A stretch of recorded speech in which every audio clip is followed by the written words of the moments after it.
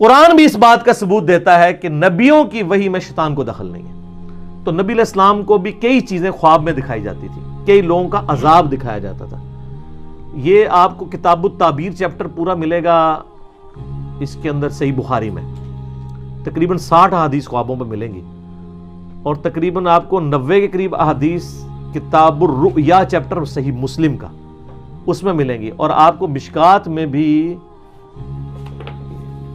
یہ دوسری جلد میں آپ کو اینڈ پہ جا کے نا چیپٹر آتا ہے خوابوں والا, اس میں آپ کو یہ والی حدیث مل جائے گی. ہاں یہ دیکھیں نا, کتاب الرؤیا نام رکھا ہے انہوں نے. اس میں آپ کو نا پہلی فصل میں بھی آپ کو یہ حدیث ملے گی, دوسری فصل میں بھی ہے. ہاں جی یہ حدیث بھی ورڈ بائی ورڈ میں پڑھ کے سنا دیتا ہوں آپ کو, تاکہ یہ صحیح بخاری میں حدیث ہے 7048, اور مشکات کے اندر جو میرے ہاتھوں میں 4621 ہے بخاری کے ریفرنس سے. سیدنا سمرہ بن جندب رضی اللہ تعالیٰ کہتے ہیں کہ جب رسول اللہ صلی اللہ علیہ وآلہ وسلم نماز پڑھ لیتے تو آپ صلی اللہ علیہ وآلہ وسلم اپنا رخ انور ہماری طرف کر لیتے اور فرماتے آج رات تم میں سے کسی نے کوئی خواب دیکھا ہے؟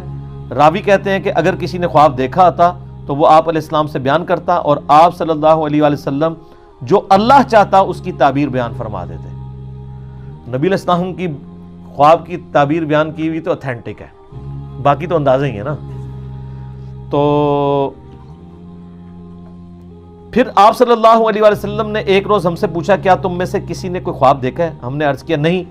تو آپ صلی اللہ علیہ وآلہ وسلم نے فرمایا لیکن میں نے آج رات ایک خواب دیکھا. تو آپ علیہ السلام یعنی فجر کے بعد صحابہ کی طرف متوجہ ہو کے ان کے خواب سنا کرتے تھے, پھر تعبیر بیان کیا کرتے تھے. یعنی ایک دن کسی نے خواب نہیں دیکھا, وہ ظاہر ہے وہ پھر اللہ نے ہی وہ معاملہ کیا کہ کسی کو بھی خواب نظر نہیں آیا, کیونکہ اس دن اپنے نبی کو خواب دکھانا تھا نا, تو باقی نے خواب غائب. ظاہر ہے یہ اللہ کی طرف سے پلان ہو رہا ہوتا ہے نا, جب نبی دنیا میں موجود ہوتا ہے نا اس وقت بہت ایکسٹراڈنری واقعات ہو رہے ہوتے ہیں, کیونکہ امت کو دین سکھایا جا رہا ہوتا ہے. سر یہ خواب آپ سنیں اور اپنے آپ کو سامنے رکھ کے دیکھیں. اس خواب میں نبی علیہ السلام کو ان کی امت کے گناہوں کے عذابات دکھائے گئے. اللہم اجرنا من النار, اللہم اجرنا من النار, اللہم اجرنا من النار. اللہم من احییتہ منا فاحیہ علی الاسلام ومن توفیتہ منا فتوفہ علی الایمان. تو نبی علیہ السلام فرمایا میں نے 2 آدمی دیکھے. اب یہ آدمی کون تھے؟ کوئی فرشتے تھے. تو اینڈ پہ پتہ چلے گا یہ کون تھے. ابھی آپ صرف اس کا سسپینس رکھیں, آپ نے بھی سسپینس رکھا ہے. آپ فرمایا میں نے 2 آدمی دیکھے, وہ میرے پاس آئے اور انہوں نے مجھے ہاتھوں سے پکڑا اور مجھے ایک مقدس سرزمین کی طرف لے گئے. وہاں ایک آدمی بیٹھا ہوا تھا اور ایک کھڑا ہوا تھا. اس کے ہاتھ میں لوہے کا ایک ٹکڑا تھا. وہ اس کو دوسرے آدمی کے جبڑے میں داخل کرتا اور اس کو اس کی گدی تک چیر دیتا. یعنی یوں ڈال کے نا ایسے, یہ گدی یہ کہتے ہیں, یعنی یہ ہے نا یہ پورا جبڑا چیرتا ہوا پیچھے تک. پھر اسی طریقے سے دوسرے جبڑے کے ساتھ ایسا کرتا اور اتنے میں پہلا جبڑا ٹھیک ہو چکا ہوتا. استغفر اللہ. یعنی عذاب مسلسل. وہ کر کے ہٹا تو وہ واپس آ گیا, پھر دوبارہ سے تکلیف شروع. سر یہ ایک دفعہ نہیں برداشت ہو سکتی. پھر وہ اس عمل کو دہراتا تھا. تو میں نے ان آدمیوں سے پوچھا یہ کیا ہو رہا ہے؟ تو ان دونوں نے مجھ سے کہا آپ آگے چلیے. تو میں نے ان کے ساتھ آگے چلنا شروع کر دیا. پھر ہم ایک آدمی کے پاس آئے جو زمین پہ چت لیٹا ہوا تھا, اور ایک آدمی ایک بڑا سا پتھر لے کے اس کے سرہانے کھڑا تھا اور وہ اس کے ساتھ اس کے سر کو کچل رہا تھا. جب وہ اسے مارتا تھا تو پتھر لڑک کر جاتا, وہ اسے لینے کے لیے جاتا, لیکن اس کے واپس آنے تک اس کا سر پھر بالکل ٹھیک ہو جاتا. توبہ توبہ توبہ. اتنا بھاری پتھر کا عذاب اس شخص کے اوپر کہ اس کا سر جو ہے وہ چپٹا ہو رہا ہے اور پھر وہ پتھر لڑک کے دور چلا جا رہا ہے, اور وہ اٹھانے کے لیے وہ پتھر جا رہا ہے, واپس آتا ہے تو دوبارہ سر واپس آ جاتا ہے, پھر اس تکلیف سے گزرنا ہے. سر آپ تو ایک دفعہ سر کے اندر برداشت نہیں ہم لوگ کر سکتے. اللہ تعالیٰ ہمیں ان عذابات سے محفوظ فرمائے. جب وہ اسے مارتا تھا تو پتھر لڑک جاتا, وہ اسے لینے کے لیے جاتا, لیکن واپس آتا تو پھر اس کا سر ٹھیک ہو جاتا, وہ آدمی اس کے ساتھ پھر وہی کرنا شروع کر دیتا, اور یہ عمل مسلسل جاری رہتا. میں نے کہا یہ کیا ہے؟ تو ان دونوں نے کہا یا رسول اللہ آگے چلیے. ہم اور آگے چلے حتیٰ کہ ہم تندور جیسے سوراخ کے پاس آئے جس کے اوپر کا حصہ تنگ تھا جبکہ اس کا نچلا حصہ کھلا تھا. اس کے نیچے آگ جل رہی تھی. جب وہ اوپر اٹھتی تو اس میں موجود افراد بھی اوپر بلند ہوتے. کوئی تندور تھا جو اندر سے بہت بڑا تھا, تو اس میں آگ کے اوپر کچھ لوگوں کو تلا جا رہا تھا. جب وہ آگ باہر نکلتی نا تو وہ بندے بھی باہر یوں نکلتے, پھر وہ اندر چلے جاتے. استغفر اللہ, اللہم اجرنا من النار. سر یہ بخاری شریف ہے, یہ بزرگ شریف, یہ کہانی شریف نہیں ہے, یہ بخاری شریف ہے.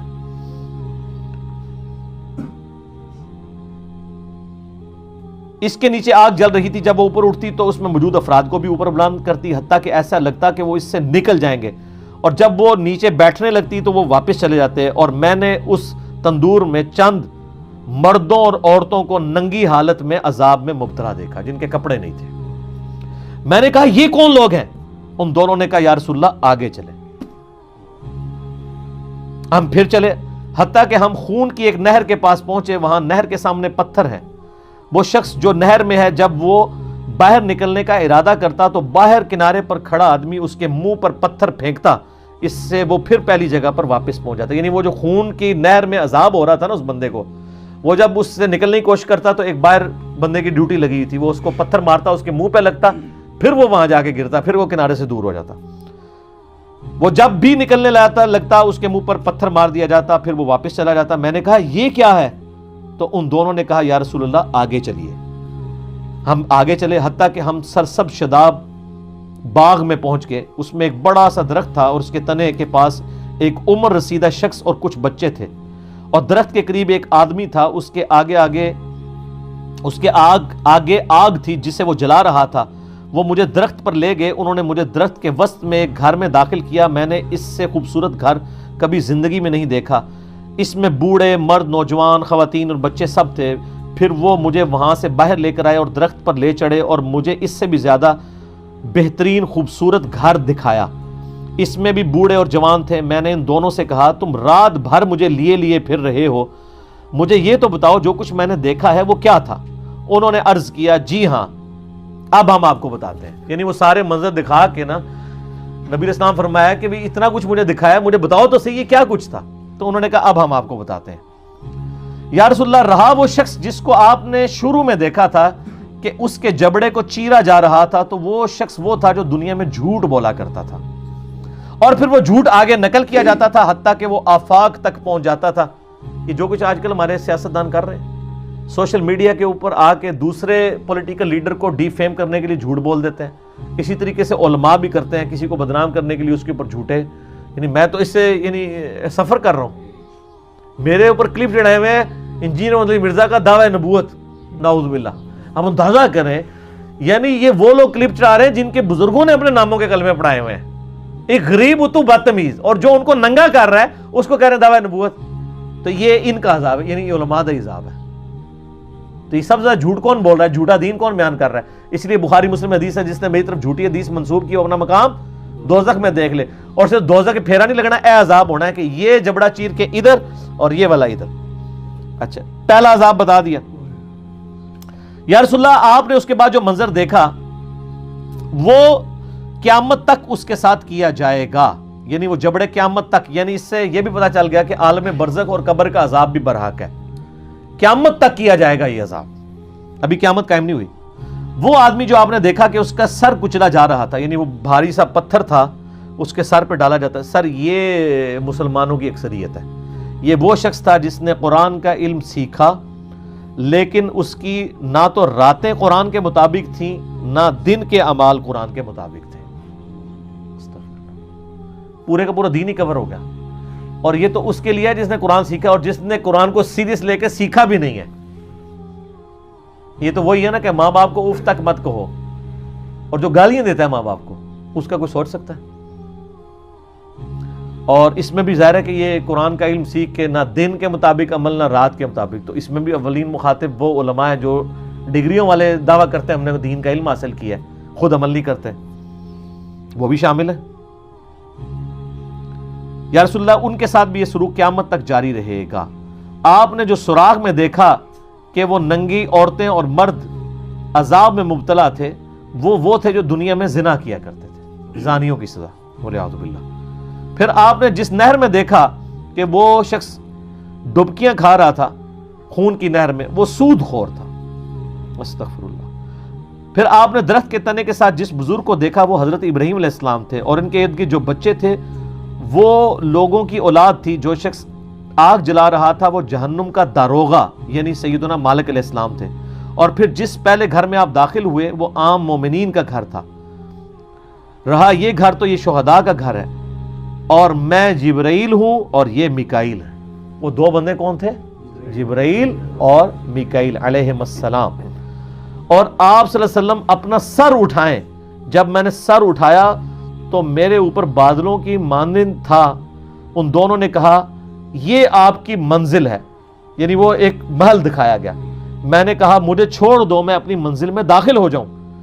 تو انہوں نے کہا ابھی آپ کی دنیا میں عمر باقی ہے جو آپ نے مکمل نہیں کی، جب آپ وہ دنیا میں اپنی زندگی مکمل کر لیں گے تو پھر آپ اپنی اسی جنت کی منزل میں داخل ہو جائیں گے۔ اس حدیث کا ذکر میں نے حیات النبی والے مسنہ فائد میں بھی کیا تھا، نبی علیہ السلام کے جنت میں جو محل ہے۔ تو یہ وہ طویل حدیث ہے جی، اور رکت انگیز ہے، اور صرف یہ سن کے پھینکنے والی چیز نہیں ہے، بلکہ اپنی اصلاح کرنے کی بھی ضرورت ہے۔